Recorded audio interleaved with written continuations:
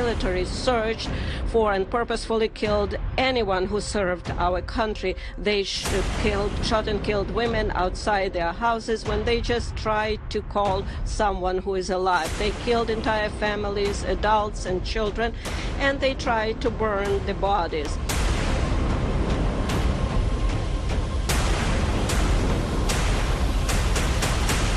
Bucha नरसंहार का संभावित विलन। बूचा में नागरिकों के कत्लेआम का ग्राउंड मैनेजर।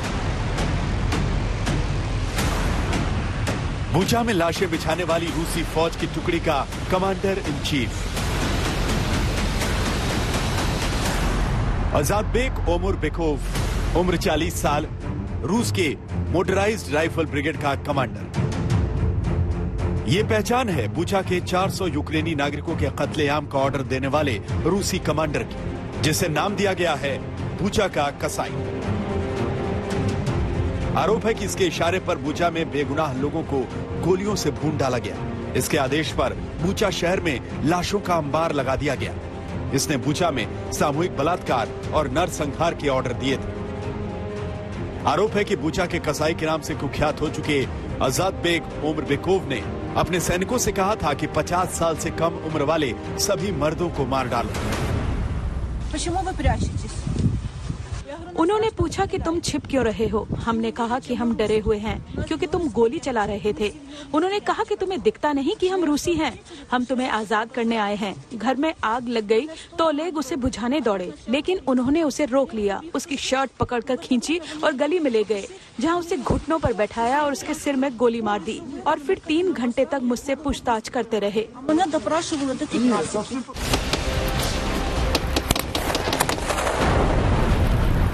बूचा के चप्पे चप्पे को यूक्रेनी नागरिकों के खून से भर देने वाले रूसी कमांडर ओमुरबेकोव को 2014 में पुतिन सरकार ने मेडल ऑफ आउटस्टैंडिंग सर्विस से नवाजा था, जो निर्दोष लोगों के कत्लेआम को अपना हक समझता है। यूक्रेन पर हमले को लीड करने से पहले ओमुरबेकोव ने रूस के ऑर्थोडॉक्स चर्च के पादरी से आशीर्वाद लिया था।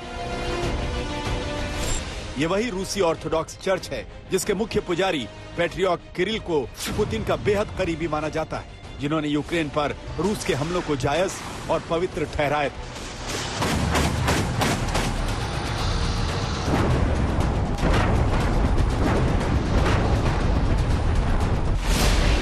और जिसका आशीर्वाद लेकर ही रूसी कमांडर ओमुरबेकोव ने बूचा को निर्दोष नागरिकों की कब्रगाह बना दिया। दावा यह भी है कि बूचा में बेगुनाह लोगों पर गोली चलवाने के बाद ओमुरबेकोव ने परिजनों को लाशें दफनाने के लिए सिर्फ 20 मिनट का वक्त दिया था, जिसके सबूत अभी भी बूचा की गलियों में बिखरे पड़े हैं, जिसका चश्मदीद गवाह है आज तक। हम लोग इस समय बूचा में हैं और बूचा में इस समय ये आर्मी के कमांडोज का एक ऑपरेशन चल रहा है। यहाँ पर जैसा आप आसपास भी देख सकते हैं, हमारे हर ओर यूक्रेन सेना के कमांडोज तैनात हैं, क्योंकि यहाँ पर इनको जानकारी मिली है कि कुछ सस्पेक्ट लोग यहाँ पर देखे गए हैं। हर लेन को अभी खाली कराया जा रहा है और ये देखा जा रहा है कि यहाँ पर कौन ऐसे लोग हैं। क्या ये रूस के जासूस हैं या फिर स्लावा Ukraine? Sir, what is happening? What operation is happening? Там танк спрятался один русский. Русский? Да, заблудился. Сейчас мы его споймаем, и все будет хорошо.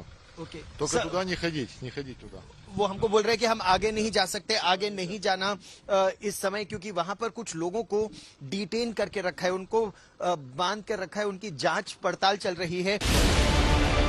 Bucha में नरसंहार की जो तस्वीरें सामने आ रही हैं, वो रूस के खिलाफ वॉर क्राइम के केस को मजबूत बना रही है।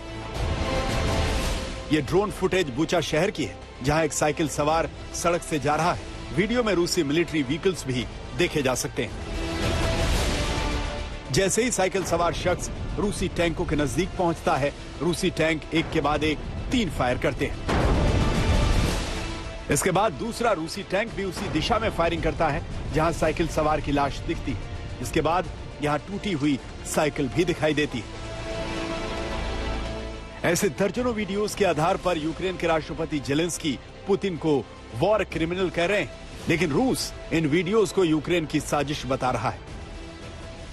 Последние дни пропагандистская машина Запада и Украины работает... हाल ही के दिनों में पश्चिम और यूक्रेन की प्रचार मशीन पूरी तरह से उस वीडियो पर उन्माद को बढ़ावा देने का काम कर रही है जिसे यूक्रेनी सेना ने बूचा शहर में फिल्माया था।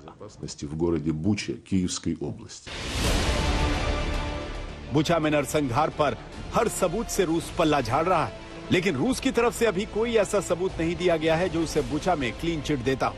जबकि बुचा में रूस के वॉर क्राइम की गवाह देने वाले सबूत लगातार सामने आ रहे हैं। यह सैटेलाइट तस्वीर 19 मार्च की है, जब बुचा पर रूसी फौज का कब्जा था।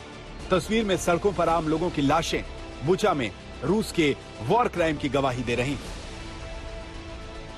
संयुक्त राष्ट्र में जब मुद्दा उठा तो यही प्रश्न आया कि आखिर रूस ने क्लस्टर बम का इस्तेमाल इस युद्ध में आबादी वाले इलाकों में क्यों किया। केवल सेना नहीं, जैसे इन इलाकों को आप देखिए, बुचा में ये तो रिहायशी इलाके हैं, यहां सेना नहीं है, यहां पर भी क्लस्टर बमों के इस्तेमाल का आरोप लगा है।